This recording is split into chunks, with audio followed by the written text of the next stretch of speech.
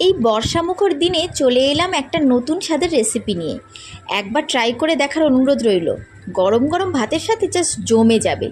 তাহলে দেখে নিন মৌরলা বাহার রেসিপিটা। প্রথমে মৌরলা মাছগুলোকে নুন হলুদ দিয়ে ভেজে তুলে রাখতে হবে। তারপর ওই কড়াইতে তেল দিয়ে লম্বা লম্বা করে কেটে রাখা বেগুন, আলু, বরবটি নুন হলুদ সহযোগে হালকা করে ভেজে নিতে হবে।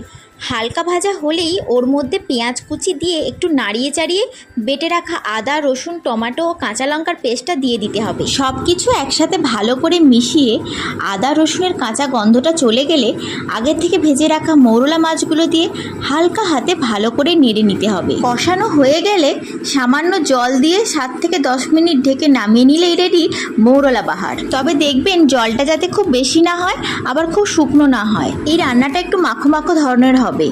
আমার তো দারুণ লেগেছে। আর হ্যাঁ, আপনারা আমার চ্যানেলটিকে কিন্তু সাবস্ক্রাইব করতে ভুলবেন না।